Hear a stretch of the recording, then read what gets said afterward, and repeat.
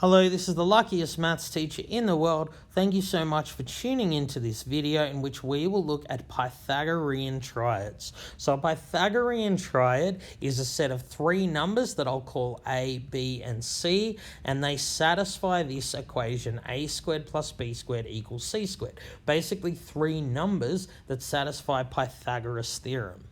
So this set of three numbers is a Pythagorean triad because 11 squared plus 60 squared does give you 61 squared.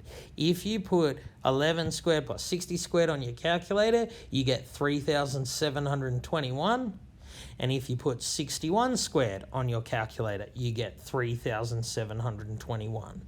So this is a Pythagorean triad because smaller number squared plus smaller number squared equals larger number squared. On the other hand, this here is not a Pythagorean triad because 18 squared plus 25 squared does not equal 32 squared.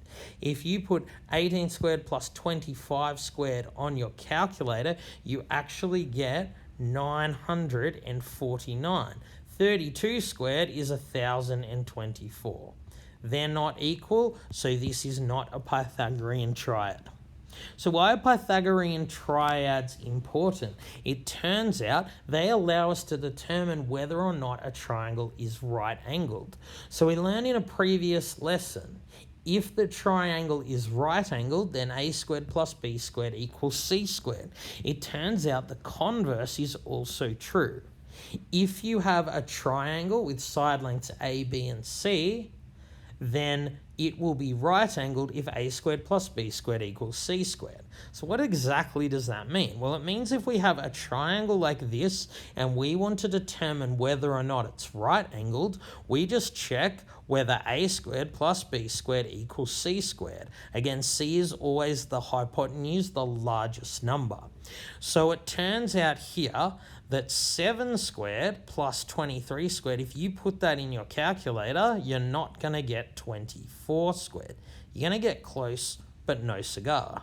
So 7 squared plus 23 squared is actually 578. 24 squared is 576. So because 7, 23, 24 is not a Pythagorean triad, because A squared plus B squared does not equal C squared, this triangle here is not right-angled.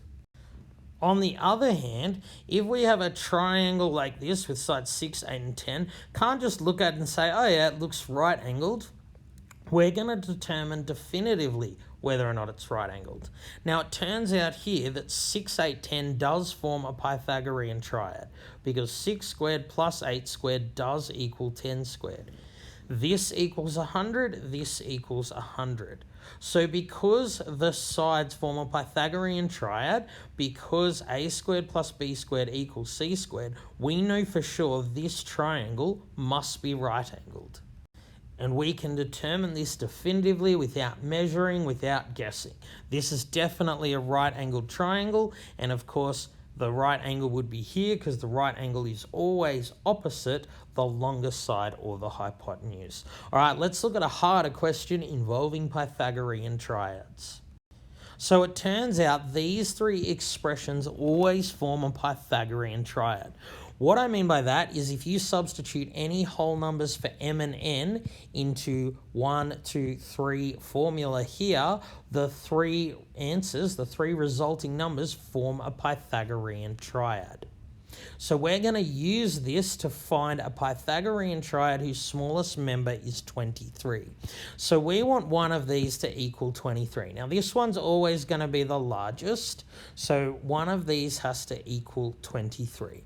We want m and n to be whole numbers. Notice that this will always be even. So we can't have 23 being this one because that's the largest. We can't have 23 being this one because this one's always even. So this means that this must be 23.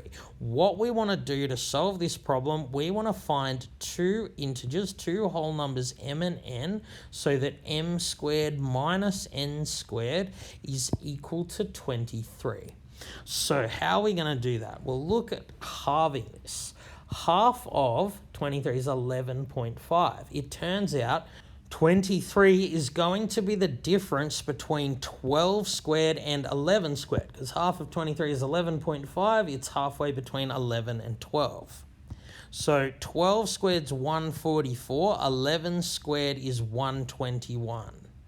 So what that means is if we make m 12 and n 11, then this will equal 23. So if m is 12 and n is 11, then this one here, 2mn, will be 2 times 12 times 11. So 24 times 11 gives you 264. It turns out if m equals 12 and n is 11, m squared plus n squared is 12 squared plus 11 squared. 144 plus 121 is 265. So a Pythagorean triad whose smallest member is 23, 23, 264, 265. These three numbers form a Pythagorean triad. So if you had a triangle whose side lengths were 23, 264, 265, it would be right angled. All right, thank you so much for tuning into this video. This has been the luckiest maths teacher in the world. Have a great day.